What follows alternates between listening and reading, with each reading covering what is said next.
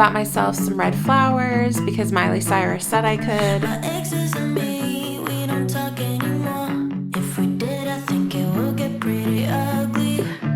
They made me believe. Hello and welcome to the X's and O's Readathon reading vlog. Today's Friday, February 3rd, and it is the start of the X's and O's Readathon, hosted by Lena, Gwen, Jess, Lauren, and Summer. I will link all of the hosts down below. Be sure to go follow them over on Instagram, here on BookTube. So this is a fun little readathon that these girls put together. You pick a team, you're either Team X or Team O. I think, based on the information that I have, Team O is more of the lovey-dovey side of Valentine's Day, and Team X is more of the bitter side of Valentine's. It took me a while to figure out which team I wanted to participate on, but let's be real, guys. Am I a lovey-dovey kind of girl? No. I'll be participating in the readathon on Team X. The first thing I need to do is figure out what's going to be on my TBR. The readathon only goes through the 8th, so that's what, 5 days? 3rd, 4th, 5th, 6th, 7th, 8th. 6 days. So today through Wednesday the 8th. The hosts did say that this doesn't have to necessarily be a Valentine's themed readathon. We could read romance or read something else. And there are a few reading prompts. The first reading prompt is a book with forced proximity. I didn't want to do a romance for this. That would probably be the easy route, but I did find a book that would kind of fit the reading prompt, I think, and that is One by One by Ruth Ware. Now, this would be my first Ruth Ware read, so I'm really excited about that. It's snowy. It's very snowy outside, so very fitting. Now, the forced proximity, I'm saying because people get snowed in at this ski chalet in the French Alps, they're forced to be together because they're snowed in. The next prompt is to read a book with the team color on the cover. Team X, the color is red. I'm going to be reading Magnolia Parks by Jessa Hastings. This one was on my February TBR, so I'll knock it off that list. I'm also doing a buddy read of this with a few other friends, and it is a romance, but it's a toxic romance. I've heard a lot of mixed things about this one. I've heard a lot of people love it, be obsessed with it, be all consumed by it, and then I have heard people DNF it and rate it really lowly. I don't know which way I'm gonna go. The third reading prompt for Team X is a book with a word from an X's conversation heart in the title. The readathon hosts did post a picture of some conversation heart candies for Team X. Again, we're the more bitter team. Some of the phrases are bite me, go away, no, swipe left, and can you not? Based on those conversation hearts, I have to pick a book that will fit that. So if it has any of those words in the title, one word, a partial word, they're being very flexible with this. That's much appreciated. Now I have to try to find a book. So Sliver of Darkness, CJ Tudor, unfortunately doesn't really fit the prompt. The Drift by CJ Tudor, again, doesn't really fit the prompt. It does have red on the cover, but I'm pretty committed to Magnolia Parks for that one. I could get creative because adrift. Isn't adrift like, I mean, you can drift, like it's a verb, but it's saying the drift. Ooh, this also says chalet. Should I read 2 books about a chalet? Yeah, isn't adrift like a drift? No, that's a rift between, I don't know. Tread of Angels. Tread of Angels by Rebecca Roanhorse. This is a short little one. I don't even know what it's about. High in the Remote Mountains. I'm going to read it, but not for the readathon. Ooh, The Terraformers by Annalee Newitz. This sounds so good, but I'm gonna wait until I have the audiobook from Scribd, which will become available to me on Wednesday the 8th. So can't read this for the readathon. The other books I had on my February TBR, so Emma, nope, doesn't fit. Love on the Brain. I could also get creative here. On is no backwards. Maybe. The Gracier, nothing fits there. Okay, here's one. Not a Happy Family. And Can You Not is one of the conversation hearts. So I could take the not from that. This is a potential. I don't have the audiobook for this. I do actually have it on hold from my library because this is a book I'm going to read in February anyways. I'll bench this one for now, and if my audiobook hold comes available during the readathon, I'll probably read this. And yes, I can read it without the audiobook, but I am busy, I am frazzled, and right now I'm in a point of my life where I need an audiobook to keep me focused. And I'm not going to apologize for that. Hidden Pictures. No. Fly away, go away. That'd be funny. Okay, here's where we're at. The only book that I found that actually has one of the words in the title is The No-Show by Beth O'Leary. I do want to read this, and it is about a man who stands up 3 different women on Valentine's Day. So this would honestly be the perfect book to read, but I don't have an audiobook for this. I don't want to commit to it on the off chance that I just don't feel like reading without an audiobook and then failing, because that would not make me feel very good. But this is a possibility. I didn't have a book with Go Away in the title, but I have a book with Fly Away in the title. This is the sequel to Firefly Lane by Kristen Hanna. I'm not going to read this because I do want to reread Firefly Lane before I read this. Yeah, this one's not going to happen. The other option, let me show you. So this is the graphic that was created for the readathon, Team X, Conversation Hearts. So you see the top 2 there, how they're green and blue? It's a pretty close color match if you ask me. I mean, I know technically the prompt says a word from the Conversation Hearts, but I did some Googling and this might still work if we use the Go Away Conversation Heart, because drift, to drift apart, like go away, okay. So for my X's and O's readathon TBR, we have Magnolia Parks by Jessa Hastings for the red on the cover prompt, One by One by Ruth Ware for the forced proximity prompt, and one of these for the final prompt, which is a phrase from the Conversation Heart. My exes and me, we don't talk anymore. If we did, I think it would get pretty ugly. They made me believe love's an open door in the beginning, then they shut it pretty quickly.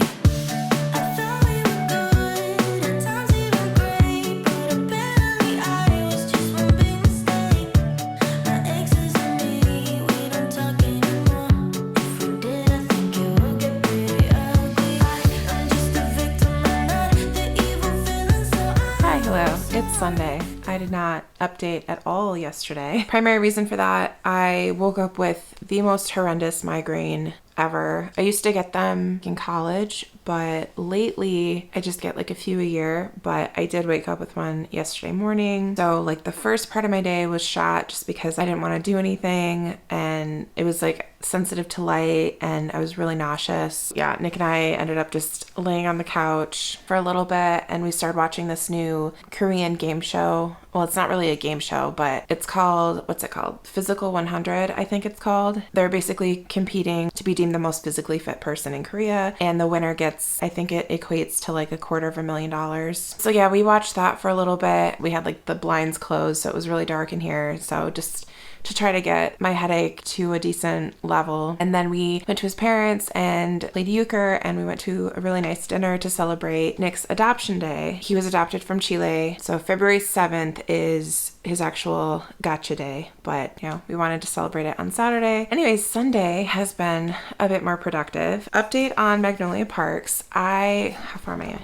I'm not very far. I'm 35 pages in. It's not catching my attention. The writing is very middle of the road. It's not super well written, anything like that. And so far, I mean, we've met Magnolia, we've met BJ, and a few of the other friends as well. And this is one of the stories where you come into the story and the characters already have some type of relationship. They already have quite a history together. I think they've known each other for like pretty much their entire lives. They have a very on again, off again type of relationship. And there's a lot of name brand dropping, which is very annoying to me. It's not catching my attention. So for now, I'm putting this down, which is fine because I had some other options for the red on the cover prompt. But what I did start today, and I'm actually halfway through at this point, is One by One by Ruth Ware. This is for the prompt Forced Proximity. I'm enjoying this a lot. I started listening to it while I was making breakfast for me and Nick. Then it was sunny earlier. I put on some warm winter gear and I went for a walk and I listened to this on audio. And then I got back home and I sat back down and was reading along with it. I'm about halfway at this point. We're following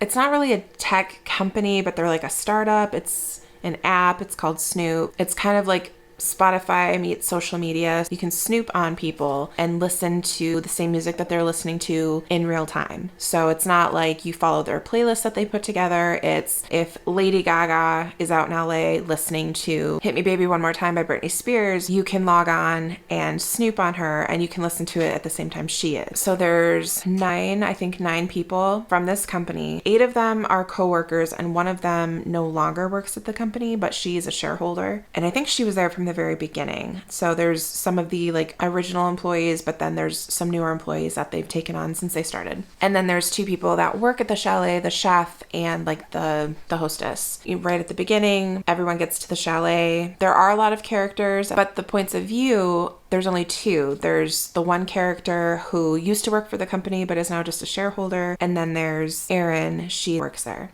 So we're kind of bouncing back and forth between Liz and Erin. Basically, the gist of this story is they go to the chalet, there's an avalanche, so they get blocked in, they can't leave, they can't go anywhere. They're just stuck here and they have to wait it out. And one by one, people start dying. We don't really know if it's been an accident, if somebody is, trying to get rid of people. And there's definitely incentive. There's financial incentive for some of these people to be dying. And one thing that I do like that has happened is Erin and Danny's the chef at the chalet. They kind of have a little bit of a one-on-one together, trying to figure out what happened. And they're going through all of the characters and trying to figure out, what their motive would be, who doesn't really have any motive and doesn't really need to be thought of as a suspect. And I actually really appreciated that because, like I said, there are so many characters and I was like, I have no idea who could be it. This is really helpful and it's kind of clever because it's vital to the story, but it also kind of does a nice little recap for the reader. And I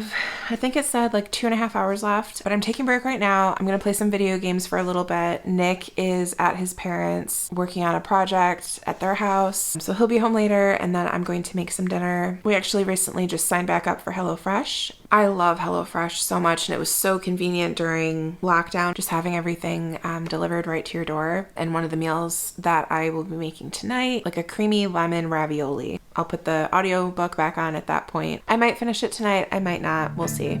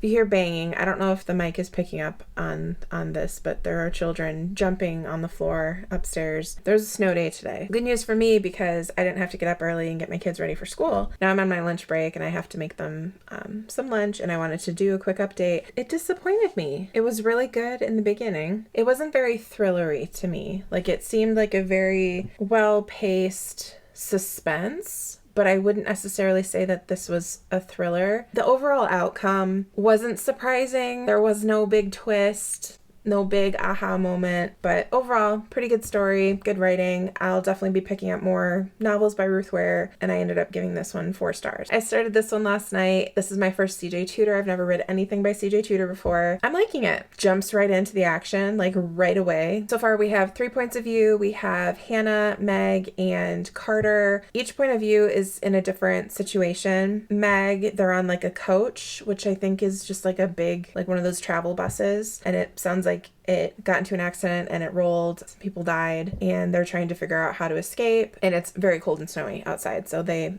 have the elements that they're trying to fight with. Did I say Meg before? I meant Hannah. For Meg, this one was a cable car that I don't know if it fell off the cable and crashed into the snow, but similar situation to Hannah's. There's a crash, people died, they're fighting the elements. And then Carter, so I think both of like the coach and the cable car, I think they were on their way transporting these passengers to something called the retreat. I don't know 100%.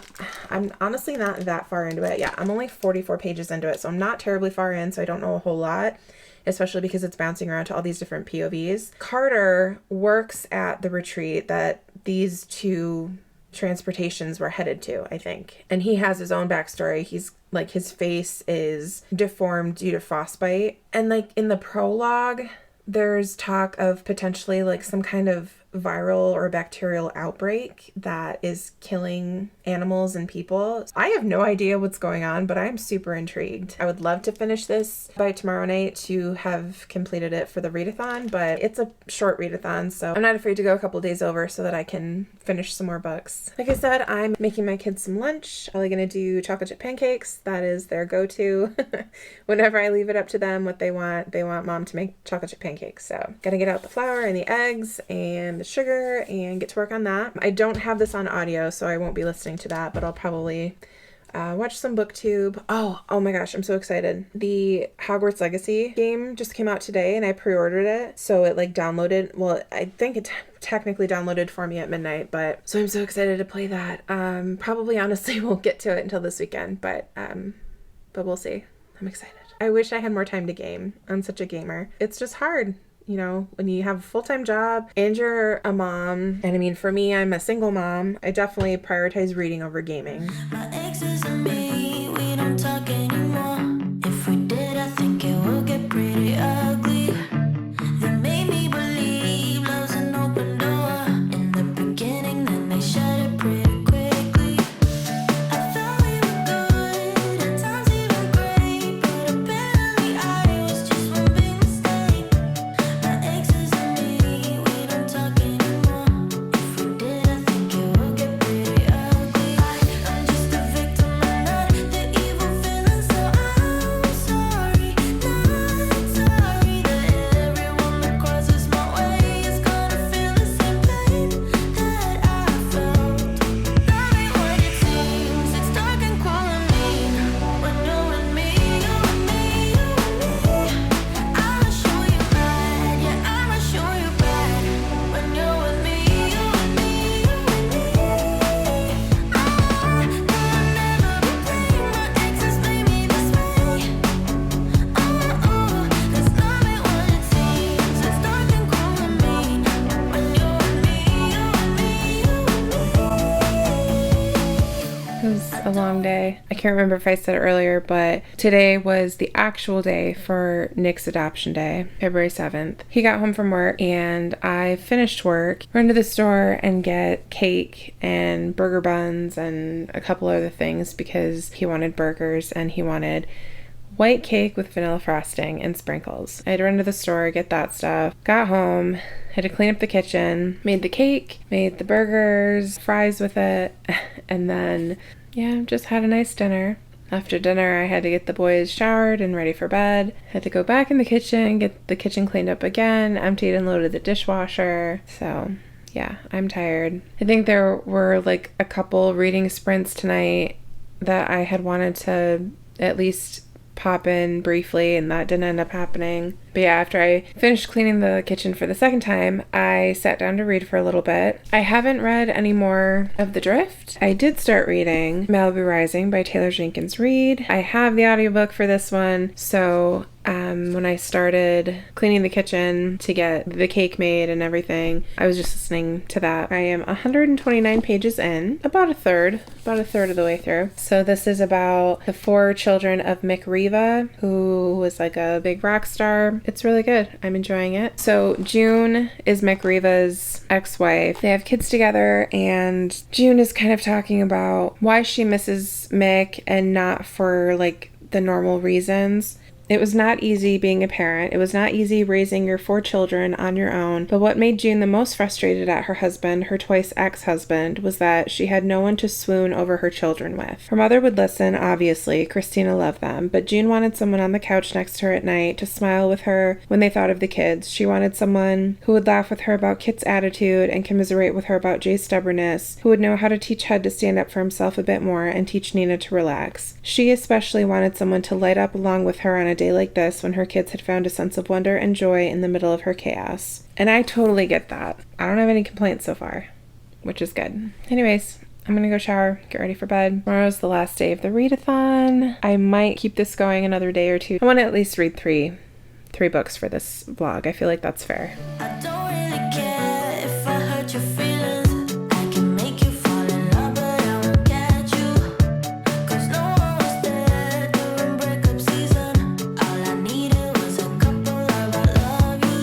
I'm just a victim and not the evil feeling. So I'm sorry, not sorry that everyone that crosses my way is gonna feel the same pain that I felt. Finished Malibu Rising. This is about Mick Riva's kids, and there's a lot of them. He got around. As usual, I loved the characters that TJR created, and she does such a really good job of, I don't know, just building these characters so that you really feel like you know them, and even if they're not making good choices, or even if they're a character that you don't particularly like that much, like you're still wanting them to succeed as if they're somebody that you know in real life. I definitely liked the first part of this book better. This is fully historical fiction because it takes place in the 80s, but then there's also scenes that take place like in the 50s, 60s, and 70s. It has 2 different timelines, so it has the present day, which is in the 80s, and all of Mick Riva's kids are adults. Then it also has another timeline that starts back in the 50s, like mid-50s, where Mick Riva meets June, who's the woman that he marries and has most of his kids with. And I really liked having those pieces, and so every time, it goes back and forth, every time it goes back to the older time, that timeline is progressing fairly quickly to the point where it meets up with the current timeline, which I want to say is like around the 60% mark that happens. So once we stopped going back in time, I didn't quite like it as much because then it was just like a lot of present day stuff leading up to the point at the big party that Nina Riva throws every year at her house. Yeah, I didn't like that part quite as much, but I do still think I'm going to give this 5 stars just because, look at her. Characters are amazing. The writing is amazing. Like, you get pulled into the story. It's impossible not to. So far for the readathon, I've completed One by One by Ruth Ware, which was for the Forced Proximity Reading Prompt. Malibu Rising by Taylor Jenkins Reid, which was, I don't know what to do this one for because my audio hold ended up coming in for this. Not a Happy Family by Sherry LaPena. I started the audiobook and I think the narrator pronounced it LaPena. It wasn't Lapina. I think it was like LaPena. And this was supposed to be for the Conversation Heart prompt, but this one was supposed to be for the Conversation Hearts because I didn't know what else to do. And this one has the colors of 2 of the Conversation Hearts, the like green and blue one. Does this have red on the cover? Oh no, it doesn't. What do I do?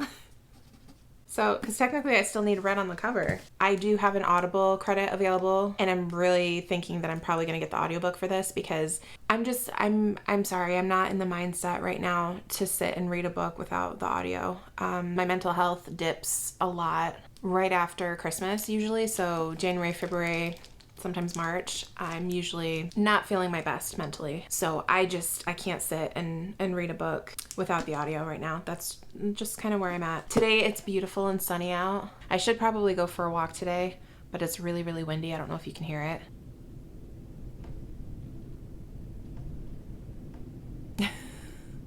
I'm probably not going to go for a walk, but I have the curtains open. I'm trying to absorb as much sunlight as possible, even though the sun is over here. It's not directly in, but I need to really try to finish this vlog this weekend. The readathon ended on Wednesday and I'm still going. Oops. But I do have to read this before it goes back to the library. It is due back on the 15th. So I think I'm going to get the audiobook for this and bang it out this weekend. The kids had a sleepover at Grandma and Grandpa's last night, and Nick had plans, so I had a very lovely evening to myself. I got some groceries, and then I didn't feel like cooking, so I went to Panera Bread. I watched the last episode of Dead to Me Season 3, bawled my flippin' eyes out, oh my goodness. Ugh, I hate crying, but sometimes I feel like, okay, because I like repress my emotions so much, I feel like they just build up inside me to the point where sometimes I just need to let it out. So I cried a lot yesterday. I had an emotional night, but it was good. And I think that's the last, I think season 3 was the last for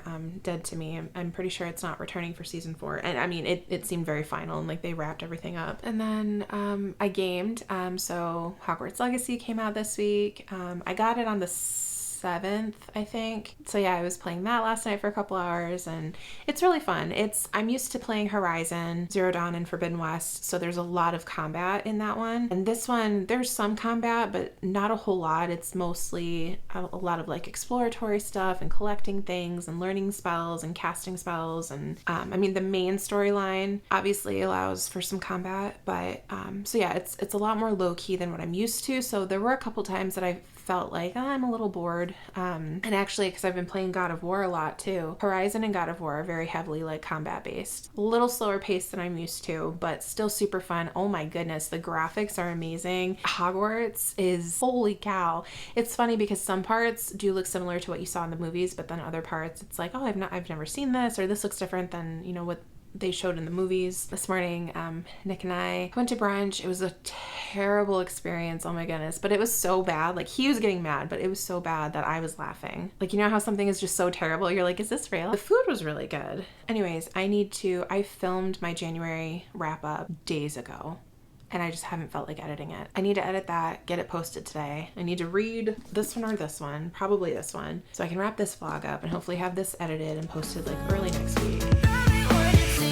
It's dark and cool and mean when you're with me, you and me, you and me. I'ma show you right, yeah, I'ma show you bad when you're with me, you and me, you and me. Oh, I'll never blame my exes, made me this way. Oh, 'cause love ain't what it seems. It's dark and cool and mean when you're with me, you and me, you and me. I thought we were good, at times even great, but apparently I was just one big mistake. My exes and me, we don't talk. So that happened. I don't know how I feel about this. I really don't. It had a strong start. We're following 3 different points of view. Each point of view, they're in a different situation, surrounded by different characters. That part was a little hard to follow. There's multiple POV, but then there's multiple characters to follow within that POV. So like, Hannah's POV, it's not just Hannah we have to worry about. It's Hannah and Daniel and Ben and Peggy and the list goes on. And then there's Meg's point of view, and we have to worry about Meg, and we have to worry about... There's just a lot of characters to keep track of. I could probably have followed along better if it was 2 different points of view with the different characters within, but 3 was just a little much. So that was my first complaint. Second complaint was I felt like it was the same situation. Not exactly, because Hannah and her people were in the crashed coach bus. Meg and her people were in the derailed cable car, and then Carter and his people were at the retreat facility. But they were all essentially doing the same thing, fighting for their lives against the cold, and this has to do with a virus outbreak. There's a lot that I feel like I can't say because I don't want to spoil anything, and I don't really want to do a spoiler section. I liked where the book was going, but it didn't quite get where I wanted it to go. I didn't like the confusion and then all the characters within the POVs that you had to keep track of. I followed along well enough. It's not like I was lost.